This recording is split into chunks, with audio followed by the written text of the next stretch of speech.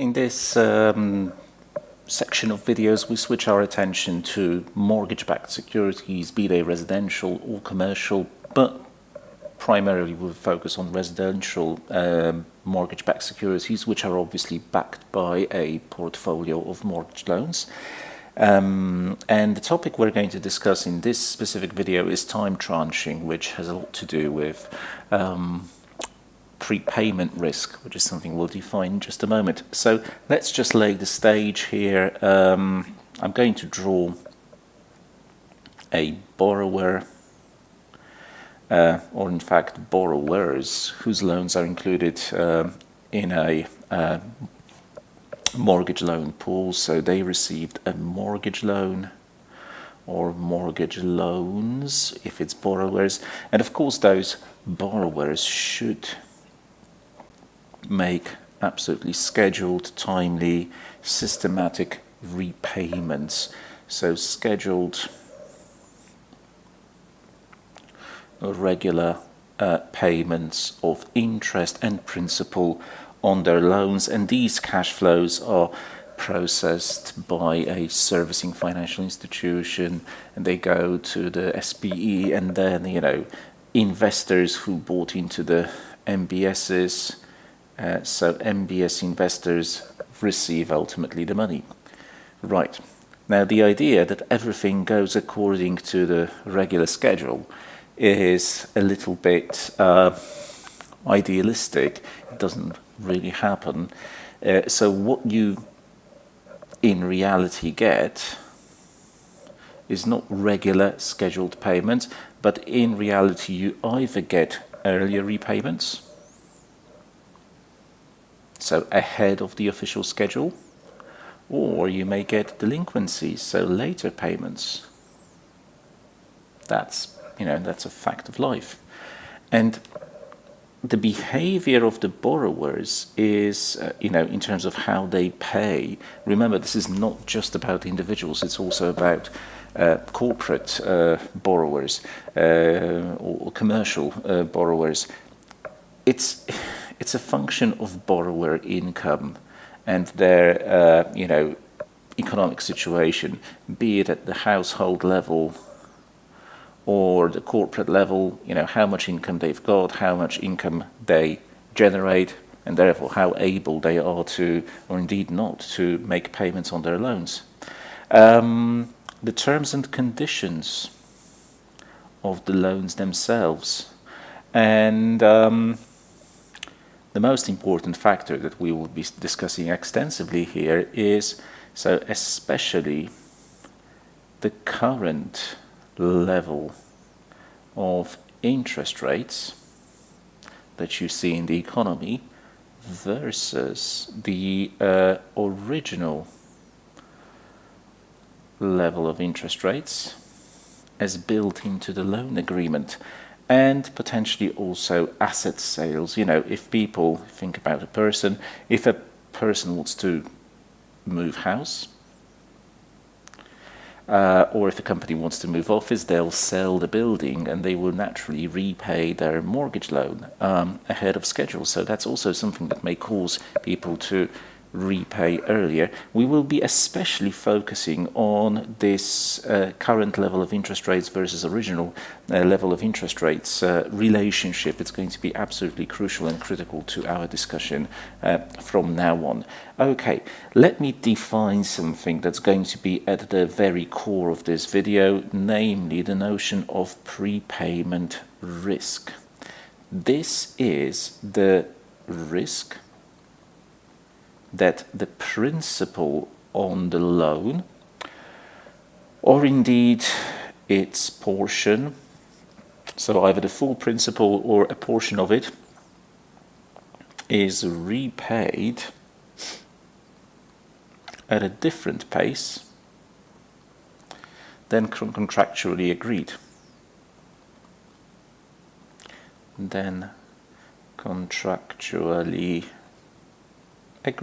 With between the lender and borrower. And there are in fact two components to prepayment risk, or two facets of prepayment risk. One is contraction risk, and the other is extension risk, and they kind of pull in different direction. Contraction risk is associated with payments happening quicker, and extension at a slower pace, and they will be very much influenced by interest rate levels. So what's happening to interest rates? Especially the comparison of current interest rates to what interest rates were at the time the loan was granted. However, we have to make some assumptions, especially the very typical for America or the US market assumption that mortgages are granted on a fixed rate basis for their lifetime, which is something we'll discuss in just a moment. So let's think about two alternative scenarios. If interest rates, and you will hopefully remember that I sometimes abbreviate interest rates by writing down I/R. I've been doing this for years, and I instinctively do it. If interest rates go down, right, actual levels of prepayments, that is payments ahead of schedule, typically are higher than forecasted. This is true especially for fixed rate mortgage loans, which are very predominant in the United States. In the United States, most mortgage loans that you can find on the market will offer you a fixed interest rate for their entire duration, which could be 20, 25, or even 30 years. And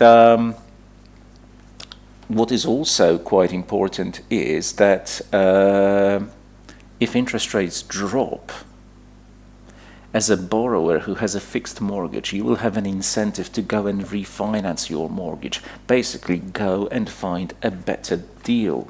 So if interest rates drop, borrowers who have fixed rate mortgages refinance at lower rates, and it's something that happens sort of en masse and quite commonly.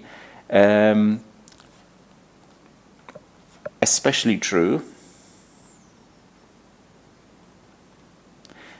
if there are little or indeed no penalties for prepayments.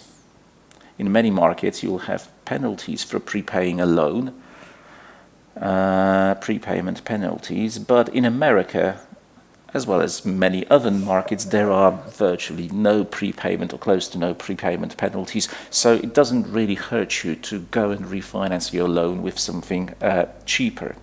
And therefore, as a consequence, the maturity of a mortgage-backed security, remember down here we've got the mortgage-backed security investor.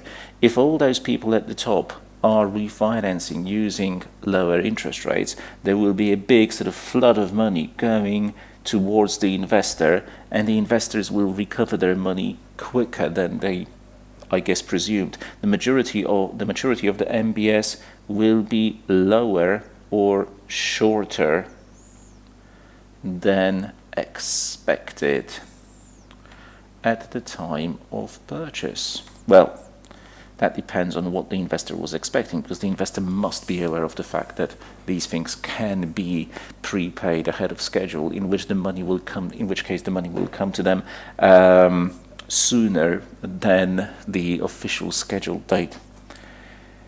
And this is a good illustration of what we call contraction risk. This is the risk that the principal of a loan or a mortgage-backed security, in this case, which is backed by a loan, will be repaid in a shorter period than contractually scheduled. But I like to think of it also then anticipated. The anticipated bid is not from your curriculum, it's my addition to this.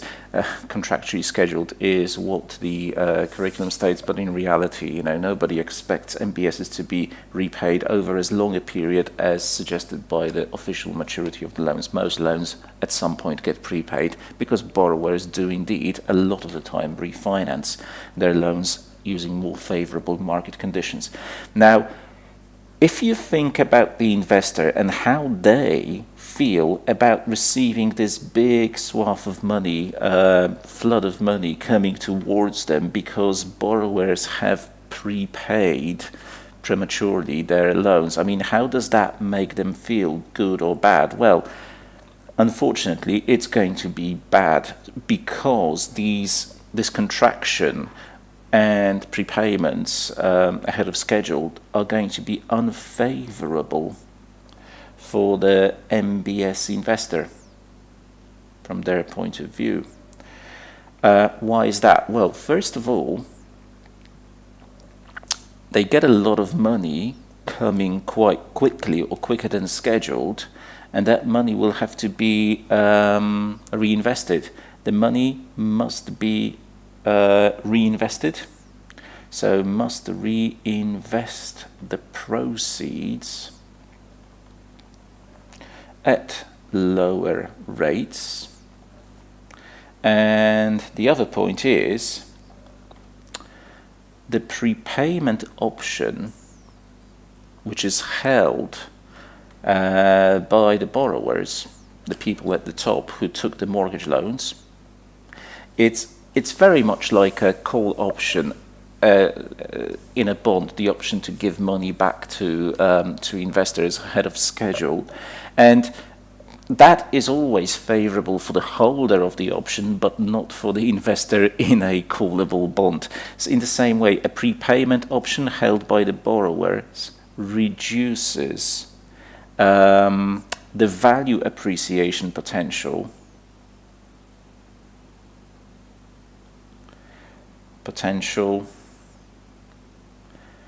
of MBSs. You will recall from our previous discussion that when we draw a chart where on one hand we've got the price of a bond and here you've got yields, you should be by now used to this convex curve. When yields drop, the price of fixed coupon bonds shoots up, but here the borrowers, the people who take the mortgage loans, have effectively got an incentive to refinance at lower rates and cut our MBS investment short. So instead of having this kind of convex curve, what will happen is it will transform into a concave curve over here, because there will not necessarily be that much price appreciation. It will be capped by the fact that borrowers will go and refinance their loans and just pay us back whatever they should, the par value of the loans, which is unfavorable for the MBS investors. Now let's think about the opposite scenario. That one was when or if interest rates go down. What about if interest rates go up? What will happen then? Well, anyone who's already taken a fixed rate mortgage will not necessarily jump the gun and refinance it, seeing as interest rates are less favorable, they are higher. So actual prepayments on the loans will in fact be lower than perhaps expected and forecasted. The borrowers will definitely be less likely. They will not have an incentive to refinance, so less likely to refinance their existing obligations. And also, there will be a delay in new home purchases. People will not be so keen to purchase new houses because interest rates are higher, and that impacts the sale of existing property. So lower rates of sale on existing properties, And because existing properties are being held longer instead of being sold, everybody's kind of living where they already are because it doesn't make sense to be taking a fresh mortgage right now. That stops that stream of money from going in big amounts towards the investor. So the money just trickles according to schedule, and maybe even becomes delinquent because maybe people, due to the higher rate environment, the economic slowdown, etc., that it may create, will be in a tougher place economically. I don't know. In any case, the maturity of MBSs is going to be higher than perhaps anticipated, higher than expected at the time of purchase, although I guess some investors will have anticipated the interest rate hike, so maybe for them this is something that they saw coming, I don't know. What we are seeing nevertheless, just like before I talked about contraction risk, the risk that principal will be repaid in a shorter period than contractually scheduled, over here you've got extension risk. The risk that the principal on a loan or on an MBS will be repaid over a longer period than contractually scheduled, or as I would probably put it, anticipated. Don't worry too much about that difference. It's not something you'll get your brain picked on in the exam. Now, once again, what kind of situation does this leave the investor in? The fact that the money is not coming in big volumes, but kind of drop by drop every month, they're getting a portion of the principal repayment according to more or less schedule.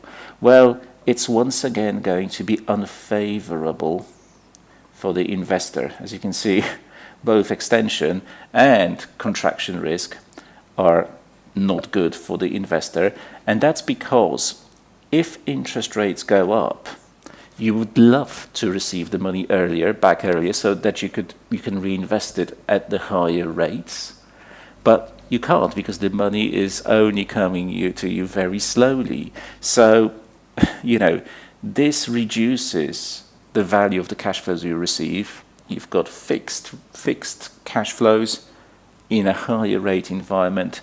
That lowers the value of the cash flows being received.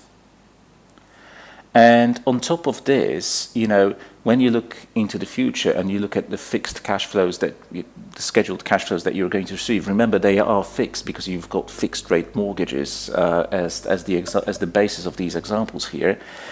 You are applying a larger discount factor. So you get lower PV of the entire claim, of the entire MBS. And, with higher discount factors, things will take a longer time to repay. That's a second impact. So longer periods